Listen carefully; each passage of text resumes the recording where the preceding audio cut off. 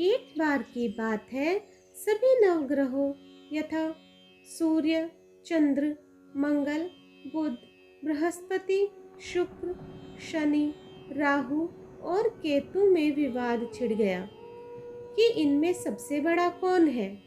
सभी आपस में लड़ने लगे और कोई निर्णय न होने पर देवराज इंद्र के पास निर्णय कराने पहुंचे। इंद्रदेव घबरा गए और उन्होंने निर्णय करने में अपनी असमर्थता जताई, परंतु उन्होंने कहा कि इस समय पृथ्वी पर राजा विक्रमादित्य है, जो कि अति न्यायप्रिय है। वे ही इसका निर्णय कर सकते हैं। सभी ग्रह एक साथ राजा विक्रमादित्य के पास पहुंचे और अपना विवाद बताया। साथ ही निर्णय के लिए राजा विक्रमादित्य से कहा कि वह इस समस्या से समाधान कीजिए। राजा विक्रमादित्य इस समस्या से चिंतित थे, क्योंकि वे जानते थे कि जिस किसी को भी छोटा बताया वही क्रोधित हो उठेगा। तब राजा को एक उपाय सूझा।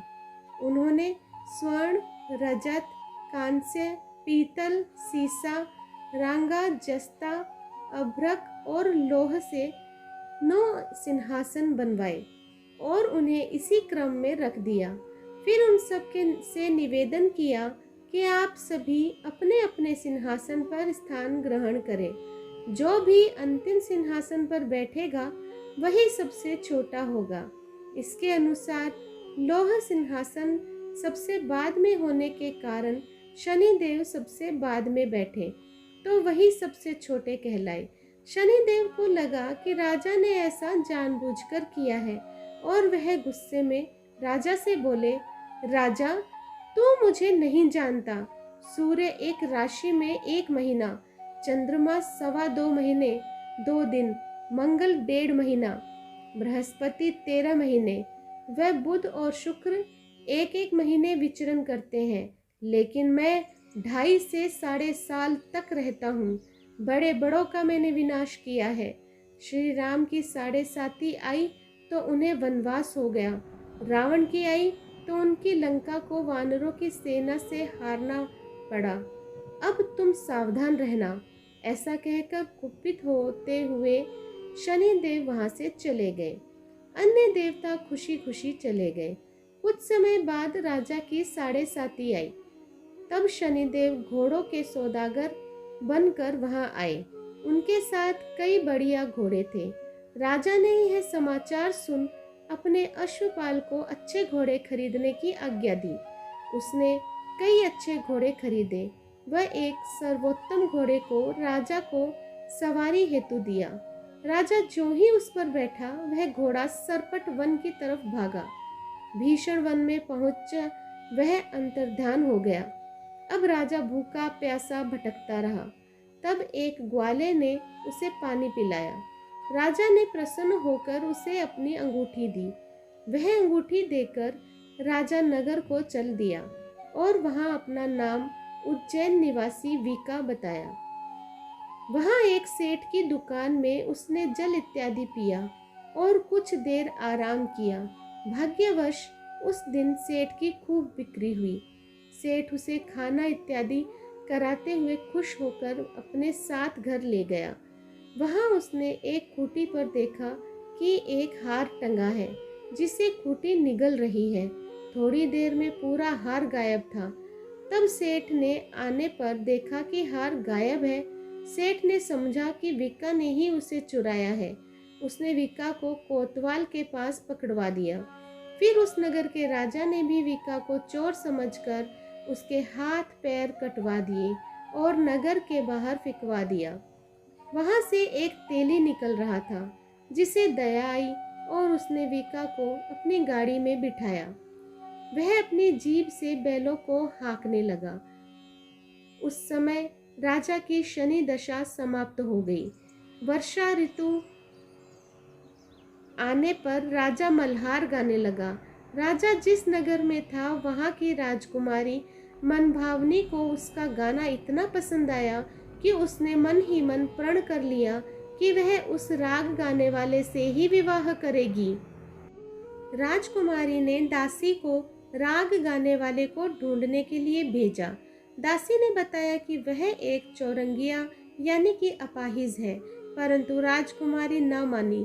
अगले ही दिन से उठते ही वह अनशन पर बैठ गई कि विवाह करेगी तो उसी से ही करेगी। बहुत समझाने पर भी जब राजकुमारी नहीं मानी तो राजा ने उस तेली को बुला भेजा और विवाह की तैयारी करने को कहा। फिर उसका विवाह राजकुमारी से हो गया। तब एक दिन सोते हुए स्वप्न में शनिदेव ने राजा से कहा, राजन, देखा तुमने मुझे छोटा बताकर कितना दुख झेला है। तब राजन ने उनसे क्षमा मांगी और प्रार्थना करते हुए कहा कि हे शनिदेव, जैसा दुख मुझे दिया है किसी और को ना देना। शनिदेव मान गए और कहा कि जो मेरी कथा और व्रत करेगा उसे मेरी दशा में कोई दुख नहीं होगा। जो भी व्यक्ति रोज मेरा ध्यान करेगा और चींटियों को आटा डालेगा उसकी सभी मनोकामनाएं पूर्ण होंगी। और शनिदेव ने राजा को हाथ पैर वापस कर दिए। प्रातः आँख खुलने पर राजकुमारी ने देखा तो वह आश्चर्यचकित हुई। भीका ने तो उसे सब कुछ बताया कि वह उज्जैन का राजा विक्रमादित्य है। सभी अत्यंत प्रसन्न हुए। सेठ ने जब सुना तो वह राजा के पैरों पर गिरकर क्षमा मांगने लगा। राजा ने कहा कि वह तो शनिदेव का क्रोध था, इसमें किसी का कोई दोष नहीं है। सेठ ने फिर भी निवेदन किया कि मुझे शांति तभी मिलेगी जब आप मेरे घर चलकर भोजन करेंगे। सेठ ने अपने घर नाना प्रकार के व्यंजनों से राजा का सत्कार किया। साथ ही सबने देखा कि जो खूंटी हार निगल गई थी वही अब उसे उगल भी रही है। सेठ ने अनेक मोहरे देकर राजा का धन्यवाद किया। सेठ ने राजा से अपनी कन्या श्री कंवरी से विवाह करने का निवेदन किया। राजा ने सहर्ष स्वीकार कर लिया। कुछ समय बाद राजा अपनी दोनों रानियों के साथ मनभावनी और श्री कंवरी को सभी उपहार सहित लेकर उज्जैन नगरी की ओर चले। वहां राजा के राज्यवासियों ने सीमा पर खूब आदर सत्कार किया। सारे नगर में दीपमाला बनाई गई। राजा ने घोषणा की कि मैंने शनिदेव को सबसे छोटा बताया था, जबकि असल में वही सर्वोपरि है। तब से सारे राज्य में शनिदेव की पूजा और कथा नियमित रूप से होने लगी। सारी प्रजा खुशी और आनंद के साथ जीवन यापन करने लगी। जो भी कोई शनिदेव की इस कथा को सुनता या पढ़ता है उसके सारे दुख दूर हो जाते हैं। व्रत के दिन इस कथा को अवश्य पढ़ना चाहिए। धन्यवाद।